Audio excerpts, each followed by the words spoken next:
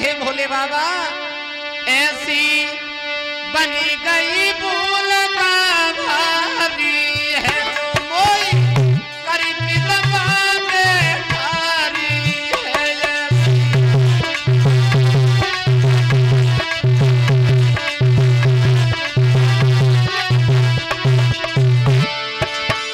ऐसी बनी गई भूल का भारी है जो मोई करी मिलवा में भारी है।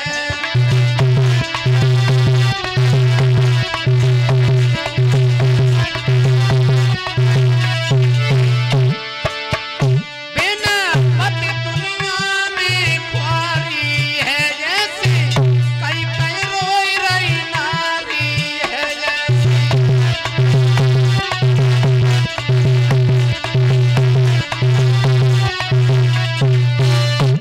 रति रोने लगती है और जब रति रोने लगी तो शंकर जी कहने लगे रति रो नहीं, जो होना था वो तो हो गया। तुम जो रो रही हो तो तुम्हारे रोने का तरस हमसे देखा नहीं जाता है रति। समाज की नजरों में तुम्हारा पति मर तो चुका है, लेकिन मरने के बाद भी हम ये वरदान देते हैं कि तुम्हारा पति अमर रहेगा। और अभी तो नहीं, अगले युग में तुमसे और तुम्हारे पति से मुलाकात होगी, तुम जाओ। अब समझाने के बाद भोले बाबा ने रति को वहां से भेज दिया। जब रति वहां से जाती है तो देवता लोग भाग भाग करके शंकर जी के पास में पहुंच गए। प्रभु बड़े दिनों के बाद में आंखें खुली, अब आंखें खुल तो गई हैं, आप शादी कर लो। भैया आंखें खुल नहीं पाई, शादी तैयार? बोले बिल्कुल तैयार, आप शादी कर लो। तो शंकर जी मना करने लगे, भैया हम शादी करेंगे नहीं। क्यों? शादी इसलिए नहीं करेंगे, शादी हम कर लेते तो कोई भी पत्नी पहले जिंदगी भर हमारा साथ नहीं निभाती, अधपर में ही धोखा दे करके चली जाती है। और शादी करने के बाद हम भगवान का भजन भी नहीं कर पाते, इसलिए शादी नहीं, हम ऐसे ही बढ़िया है, भगवान का भजन तो होता ही रहता है, शादी नहीं करेंगे। देवता लोग निवेदन करने लगे, नहीं शंकर जी शादी तो करनी पड़ेगी। भोले बाबा कहने लगे शादी हम करेंगे नहीं। और देखो भक्तों, एक विद्वान ये कह रहा है कि शादी के लड़ुआ ऐसे हैं जाने खाए लए सौ दुखी और ना खाए सौ दुखी, दुखी दोनों लोग हैं। शादी करने के बाद आदमी ऐसे गृहस्थियों के झंझट में जकड़ जाता है जैसे एक ट्रैक्टर में ट्राली लगाए दे, बा में 2000 ईंटें भर दे और बा कीचड़ में फंसाए दे। जब तक ताकत रहती है तब तक तो खींचत रहत है, खींचत रहत है, जब ना ताकत रहा तो मुंह उठात हो धत्तर मारत। वही हिसाब इंसान का हो जाता है। शादी करने के बाद जिंदगी का गुजारा तो करना है। वैसे शादी के बारे में एक कवि ये कहते हैं, जब चढ़ो टीक तब लगो ठीक। जरा गौर करें शादी का हिसाब, जब चढ़ो टीक तब लगो ठीक, जब चढ़ी लगुन तो फिर बहुत ही मगन।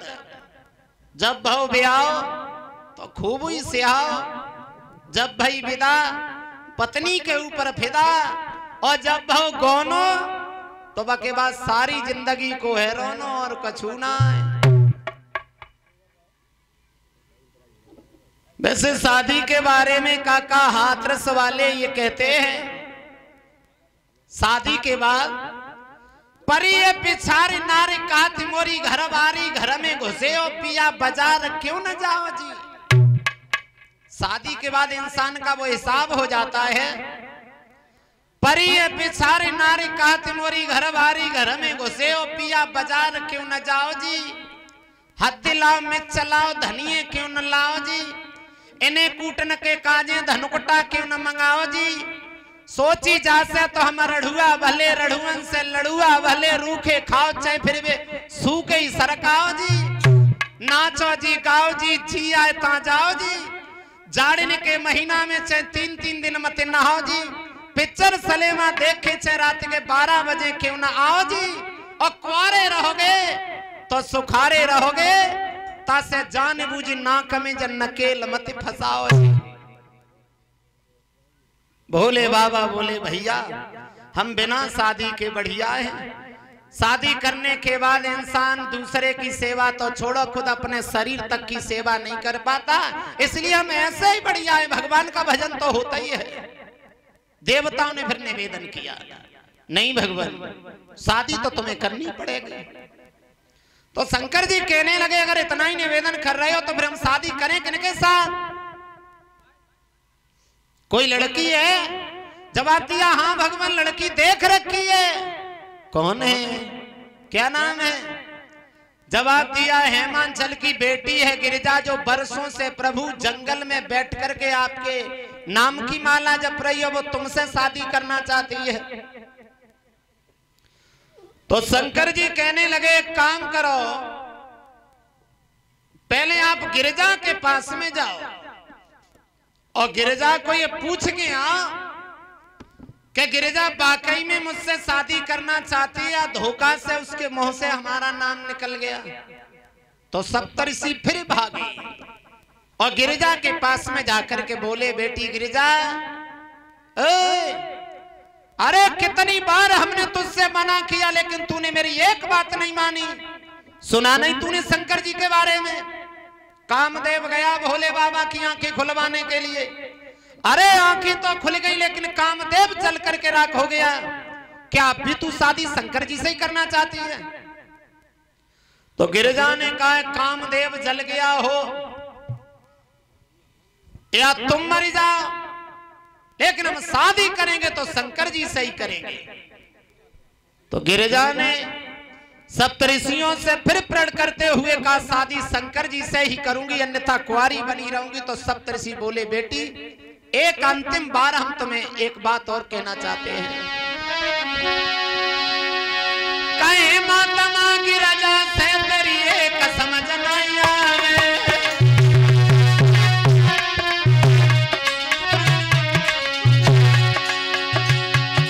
भूरे पे बिटिया गुलाबरी तू काहे को बरसावे। हे बेटी गिरिजा, गुलाब के फूल होते ही वो मंदिर में चढ़ाए जाते हैं, घूरे पे नहीं फेंके जाते। तेरी बारी सी आए, सुंदर सा शरीर देख देख करके हमें बार बार तरसा रहा है। कहां तेरी उम्र, कहां हजारों साल उस शंकर जी की उम्र, काहे को जिंदगी नरक में डाल रही है बेटी, अभी भी विचार बदल दे।